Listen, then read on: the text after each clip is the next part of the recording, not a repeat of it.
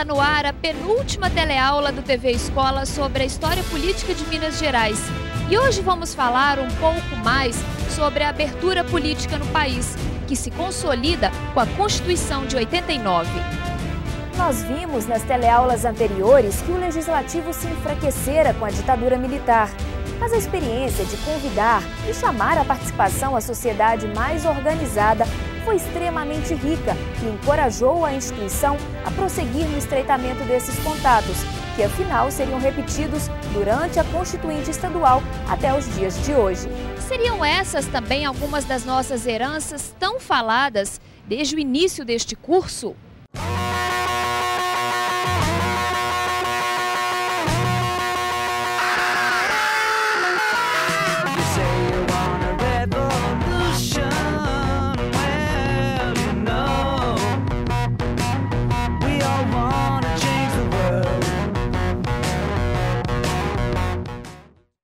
E aí, pessoal, animados para a reta final? Eu estou. E olha a questão que o professor colocou para a gente refletir nesta teleaula. Ao instituir um presidencialismo de coalizão, onde o executivo organiza a base de apoio dos partidos políticos da aliança governamental, a Constituição de 88 não estaria institucionalizando conflitos para o ocupante de um cargo que teria de se submeter ao mesmo tempo ao chefe do executivo e aos interesses do partido? Esse presidencialismo de coalizão, que é o modelo atual, não estimularia a troca de favores entre o chefe do executivo e os partidos políticos para aprovação de seus projetos no Congresso Nacional? Mudar esse modelo não é um ponto urgente numa reforma política atual, sempre adiada? O que é que você acha?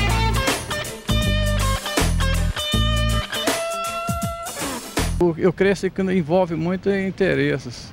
Então acaba assim, o representante, ao invés de fazer o interesse do povo, acaba fazendo o interesse de uma minoria que está ali. Muitos partidos simplesmente participando dos governos para conseguir cargos, para conseguir um pequeno espaço ali. A gente sabe que não é o governo de uma forma geral, mas isso ainda acontece e acho que é urgente que a gente mude isso de alguma forma. Muito melhor se a política fosse essa política, como deveria ser, né? O bem comum, né? Precisa haver uma integração maior com a população e não só entre eles. Esta é uma reflexão que você pode fazer quando visitar a página da Escola Legislativa. Mas agora, vamos retomar o período da abertura política.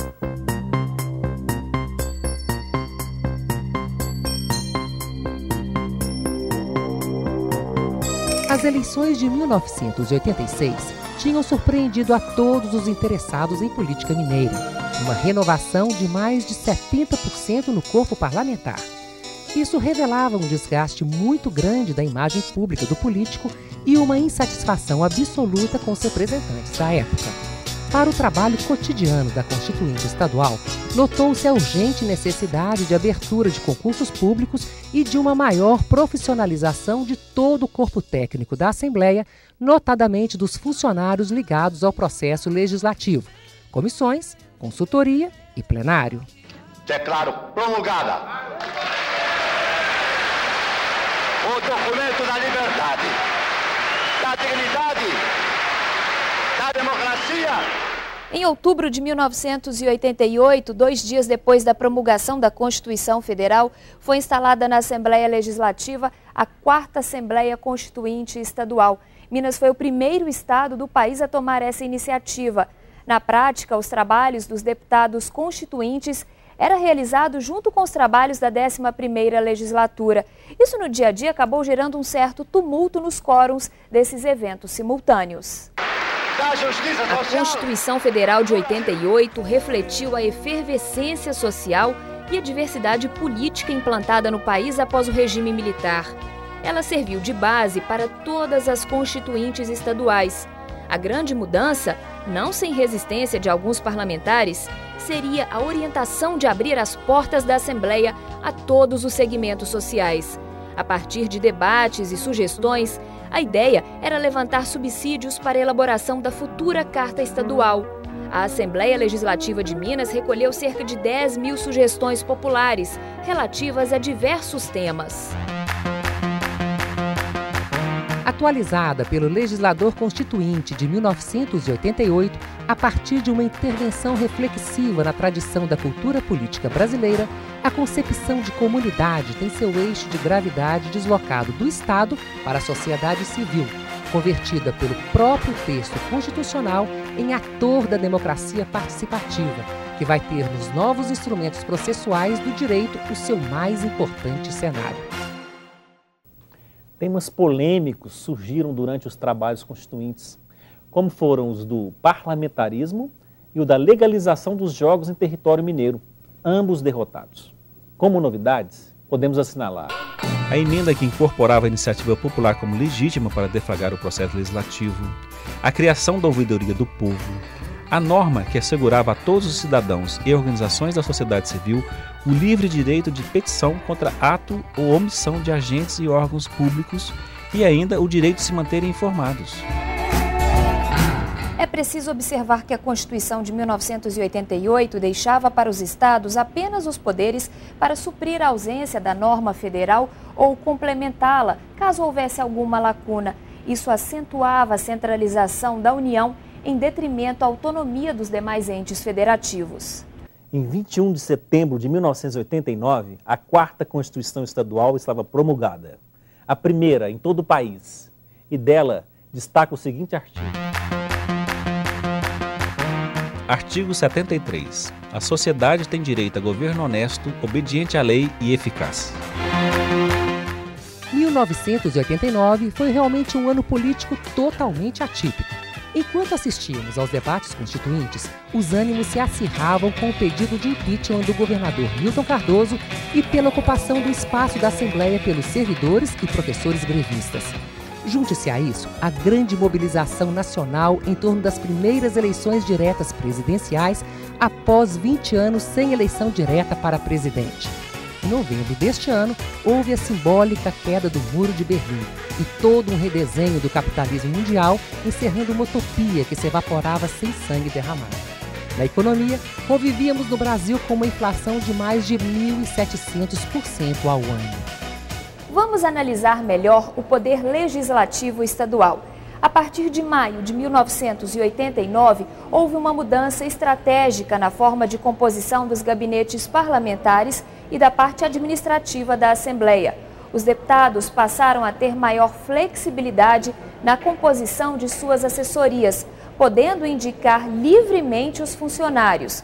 E os servidores efetivos que estavam nos gabinetes foram deslocados para a parte administrativa da Casa. Foi instalado nos gabinetes um sistema de pontuação na distribuição de cargos. Isso permitiu adequar a estrutura às peculiaridades do trabalho de cada deputado. Foi assegurado sempre o mesmo valor de despesa por gabinete.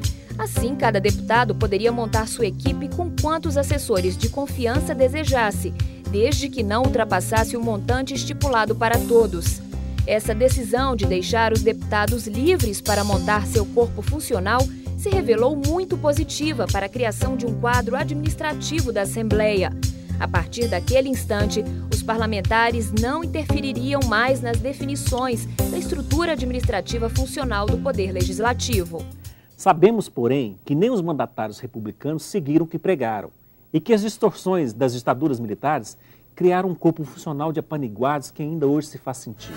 Em Minas Gerais, somente a partir da década de 80, instituiu-se a prática de concursos públicos realizados por fundações independentes e de ilibada reputação.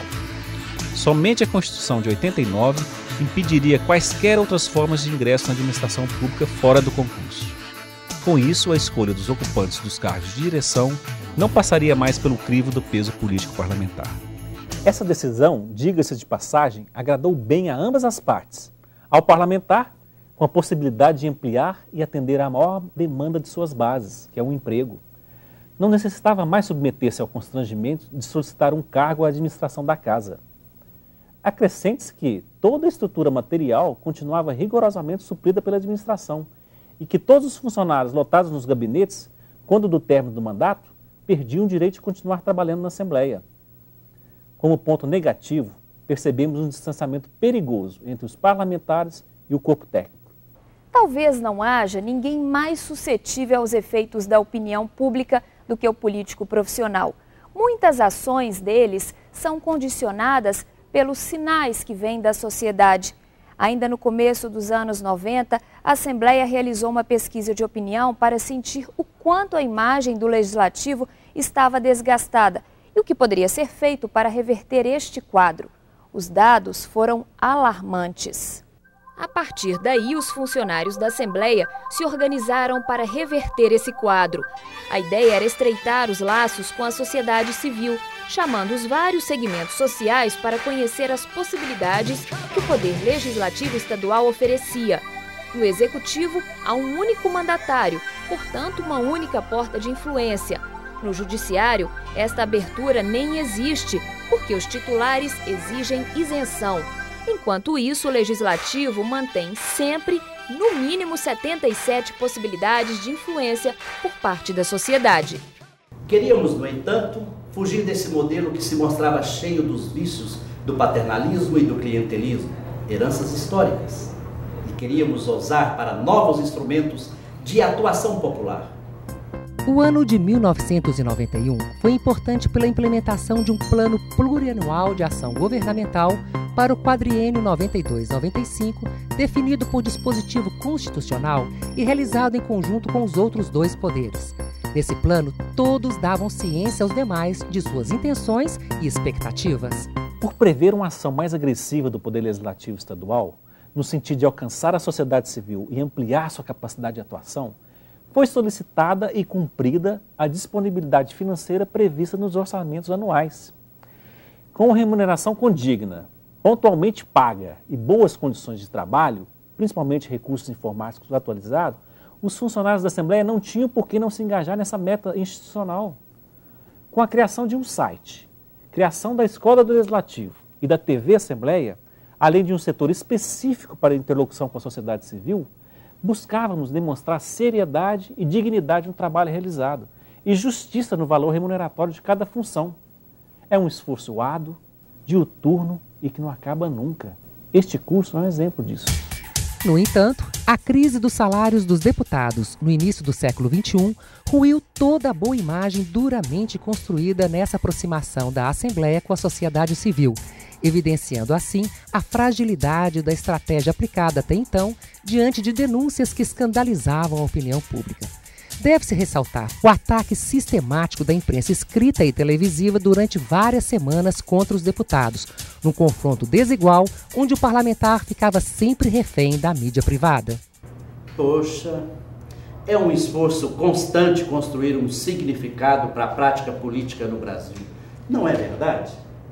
Mais ainda, reconstruir imagens que foram degradadas diante da opinião pública. Se o foco fosse em políticas públicas mais eficientes, o Legislativo com certeza recuperaria a credibilidade e ocuparia o papel que deveria ocupar. Vocês não acham? Essa é também uma das reflexões disponíveis lá no ambiente virtual da Escola Legislativa. E não perca, claro, a nossa próxima e última teleaula, porque vamos ver o quadro político da atualidade e ainda como analisar os momentos atuais com os estudos feitos até aqui. Até lá!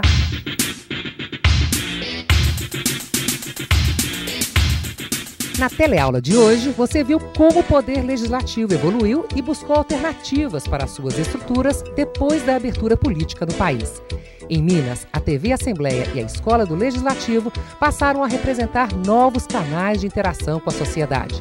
Mudanças nos gabinetes parlamentares e ainda a instauração de concursos públicos para qualificar o corpo técnico marcaram os fins do século XX.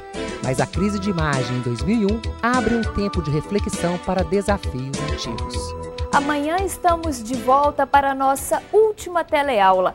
Vamos encerrar o programa TV Escola, o primeiro curso de educação à distância da TV Assembleia. Até lá!